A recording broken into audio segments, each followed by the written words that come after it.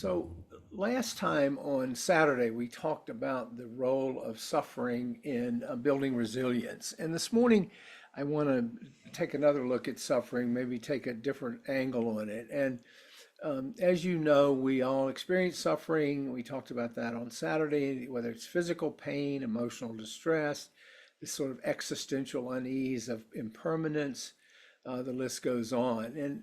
But suffering, as we talked about the other day, is not simply a passive experience. Rather, it comes with the potential to either break us, meaning leaving us defeated and embittered, or to alternately to break us open, paving the way for some growth, some wisdom, and greater compassion. And the direction that it takes when we come to that fork in the road is largely dependent on how we relate to it. So this morning I want to explore two possibilities, offering some of the Buddha's insights on how to transform suffering into a path of freedom rather than a source of destruction and despair. When suffering is met with resistance, when it's met with denial, when it's met with aversion, it will break us. It will often manifest, the response will manifest as despair, hopelessness, anger, a sense of isolation, a sense of victimhood. And part of where this comes from is if we cling to the idea that our lives should be free from discomfort, free from things that we don't like, or that things should always go our way, this is only going to lead to a worsening of our pain, of our suffering. In Buddhism, we call this the second arrow, when we load up our experiences of our challenges or our painful experiences with all this excess baggage about how awful things are.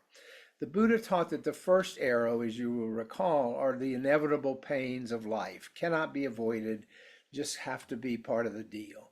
But the second arrow, as you will recall, is the suffering we create through our own mental and emotional reactions. For example, if we lose a loved one, the pain of grief is normal, it's natural. But if we resist the grief by clinging to the belief that this loss shouldn't have happened, that it's unfair that it happened to us, etc., we add layers of suffering to what is also an extremely painful experience. And this resistance often stems from what's called ignorance or delusion, one of the three poisons identified in the Buddha's teachings alongside with greed and aversion. Ignorance binds us to the impermanent and interdependent nature, blinds us rather, not binds us. Ignorance blinds us to the impermanent and interdependent nature of life.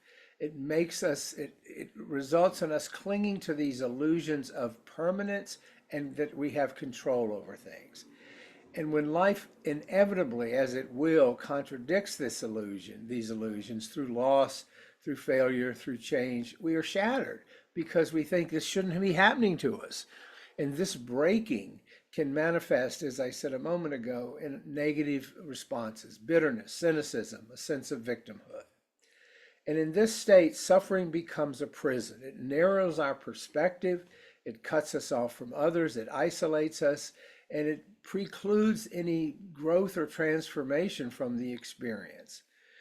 While suffering has this potential always to break us, it also has within it the seeds of awakening. In Buddhist practice, suffering, as we talked about on Saturday, is not seen as an obstacle to the path, but the very ground of the path upon which we walk. You will recall that the second noble truth teaches that suffering arises from craving, and that the third noble truth offers the promise of liberation through the cessation of craving. So suffering invites us to turn inward, to investigate with an open mind its causes and conditions, and to cultivate from the experience the wisdom and the compassion needed to confront it more skillfully. This is the process of what I'm calling broken open. Our hearts open, our minds open. To be broken open by suffering is to allow it to dismantle our illusions, to soften our hearts, and to deepen our wisdom. And of course, this transformation begins with noticing, with mindful awareness. The practice of mindfulness encourages us, gives us an opportunity to meet suffering with curiosity and with acceptance rather than aversion or denial. By observing our pain without judgment, without the second arrow, we come to see its impermanent nature. We realize that, like all phenomena, suffering arises and passes away. And that knowledge, that insight, the wisdom of that can provide a profound sense of relief because we no longer feel trapped by our pain. We see it as part of this ever-changing natural flow of life. Another critical component here is compassion when we're broken open by suffering.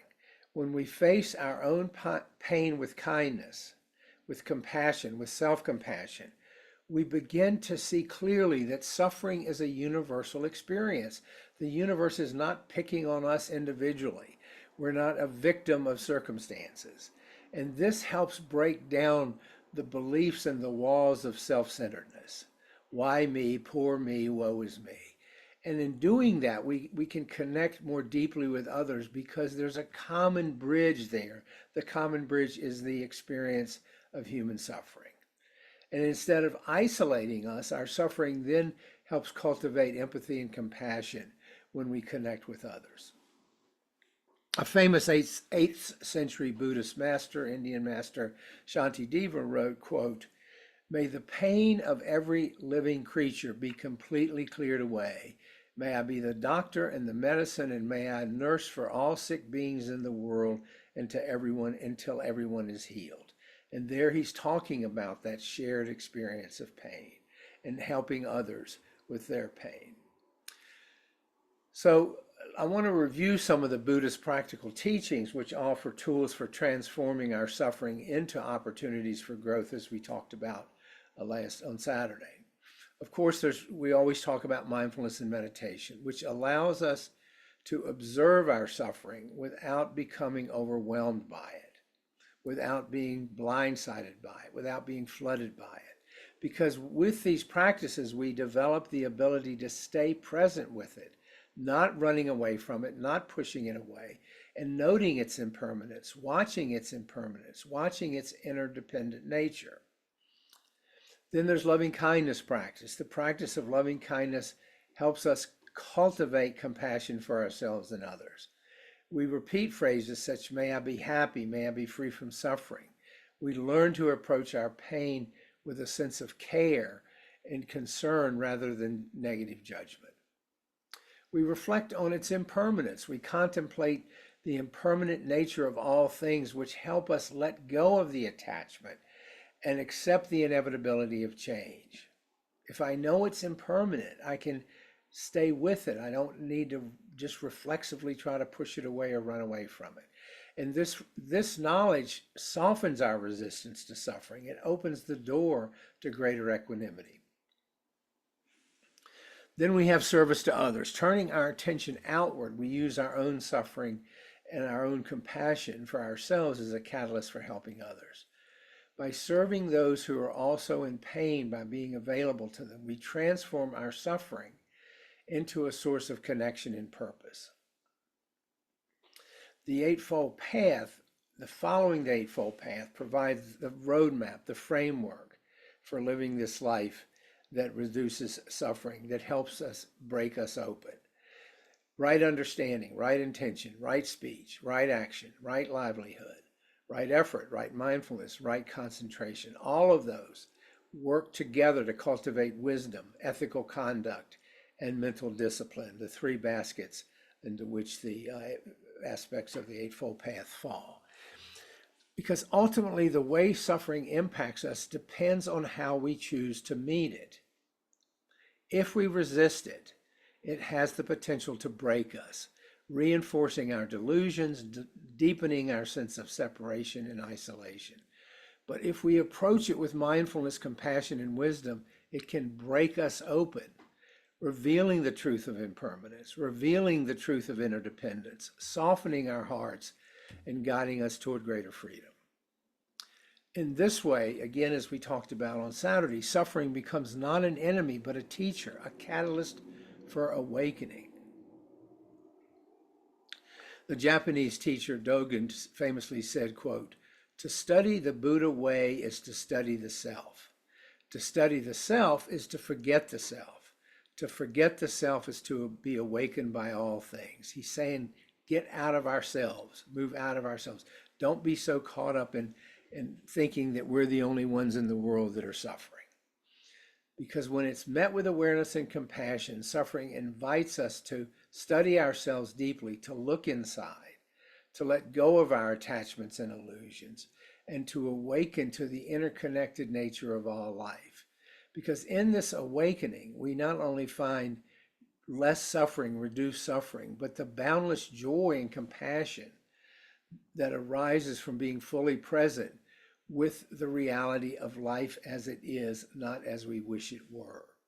So that is break or break open this